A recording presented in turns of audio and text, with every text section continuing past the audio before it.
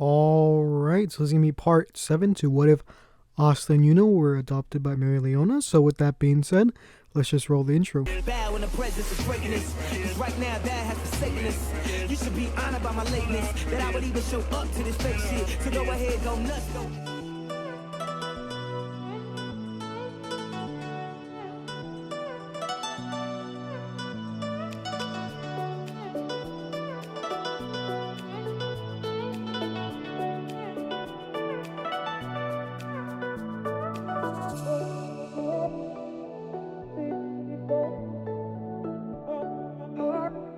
So in the last part, we had just gotten done with the attack on the capital, and it was a kind of short period to kind of talk about the ending of that and what basically happens after that.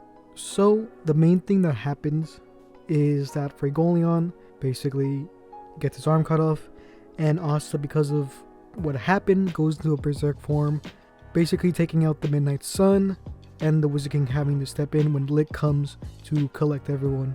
After that, it's also announced that Meroleona is now the captain of the Crimson Lion Kings. So, in the last part, I talked about how Asta would have no reason to go to the city and where the attack that the Midnight Sun did, where they basically kidnapped children to take their magic.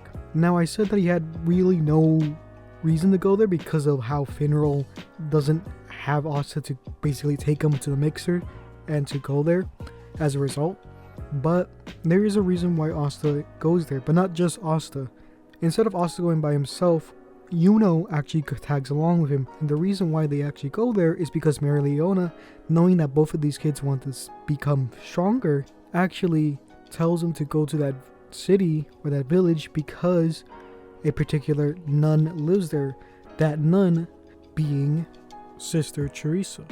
If for some reason you don't remember who she was the nun during the kind of arc that takes place there, and she used to be a former magic knight. She used to be a kind of trainer for the royals, specifically Meroleona and Fragolion.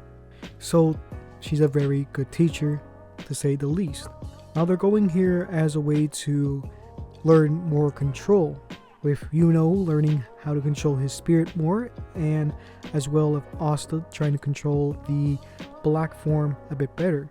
So Meroleona would take him there, as they wouldn't really know where he would be, and after that she would leave, as she has to be the captain and deal with everyone in the squad. So there's no reason for her to stay there, and she really couldn't.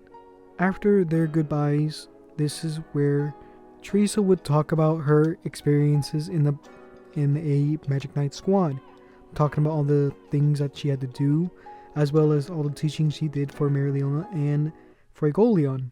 This is where Asta tells her the news about what happened to Fragolion, and she's saddened by this. And she already kind of knew about this since the news kind of spread, and her being a nun and being so close to the royals, I feel like she would have a close relationship still with the Magic Knights even after she became a nun, so she would know about this kind of stuff. But there, obviously, Asta would make friends with the kind of children that were there. Being somewhat orphaned himself, he can relate to them a little bit. Obviously, he had someone growing up to be his mother, even if it was just a stepmother, which these kids don't really have that. But not knowing your biological mother or father can be something that people have to come to terms with, or something that they struggle in life, and that's the real thing that relates both of these two people together, that being Asta and the orphans there. Because he wants to make them happy, he plays with them, and this is where Ghost finds Asta with Marie, obviously getting devastated by this and threatening to kill him. And that's when the nun comes to basically stop him, and he finds out that this person is part of the Black Bulls. So nothing really happens at the point. I don't think Asta wouldn't really go and find Rebecca, I don't think, as because they don't go to the mixer, he doesn't really have a reason to know her and go to a restaurant, as well as Rebecca being like, she has no reason to fall in love with Asta or really catch any feelings, if that makes sense. So instead of going to the restaurant, they would go to the church. There, Asta and Yuno would spend the night. This is where Ghosh would try to kill Asta in his sleep, not really working, and because of this they find out that there is an attack on the city, or the village. Because there was no mixer, Noelle is not there, so they have no magical item to tell the magic knights that there is an attack. Obviously, just like in canon. So what happens is I think they would send Yuno to get backup, or at least go to the closest magic knight headquarters to report the problem, as I believe he would be the fastest out of the group using his wind magic. And I don't think they would send Teresa, as she's kind of older, and it'd be kind of, well, I guess not cool, but it'd be kind of inappropriate to send the nun there when there's young squad members there. With the help of Teresa giving Asta a ride and Ghosh being there as well, they go to the area where the kids are being kidnapped. Like in canon, Rebecca's younger brother would be tossed out from the group because he has lower magic compared to the rest of the children there. And therefore, at the entranceway, Asta and Teresa, I think I said Teresa a lot, but I mean Teresa, basically help him out. And Asta gives him his robes so that he can feel safe and not worry about him being alone. Ghosh obviously doesn't stop to help him as he speeds along, knowing that Marie is nearby, sensing the magic within her mirror. Now we cut back to Yuno, who basically gets to the closest area to where the magic knights are at, the kind of dispatch center, I guess you could say. There he meets Seke, and what he does is he tells him about the situation. Seke goes to basically inform the nearby captains, while Yuno goes back to the town. Seke obviously goes to the closest one nearby, that being the Black Bull's hideout. When Yuno gets back, he is told that Asta and Teresa were on their way to find the missing children. After that explanation, he goes and tracks them down using Teresa's kind of magic. Remember, although it's snowing and that kind of snow makes it difficult for the mana to be sensed, Yuno, being a wind mage, has a better connection to the mana than any other attribute, because he is a wind user. Like you see in the anime, you'll see him being able to connect with the strings of mana. So the interactions between the Midnight Suns, goons, and Asta and everyone else would basically be the same, with Ghosh being able to overpower the snow user and Asta being able to take out the mud user. It's only until Sally returns and Ghosh disappears, as he is countered by Sally's slime magic. This is also at the time when Yuno actually comes back and sees Ghosh halfway through the kind of tunnel. He asks him, like, what is he doing? He's a squad member, or he's part of the Black Bulls, which is he's a magic knight, so why is he running away? And Ghosh basically tells him that he doesn't care about them, he only cares about the safety of Marie. And Yuno gets a little mad at this, but he doesn't stop him, and he continues. And he tells him, like, some magic knight you are, and he continues to ride off.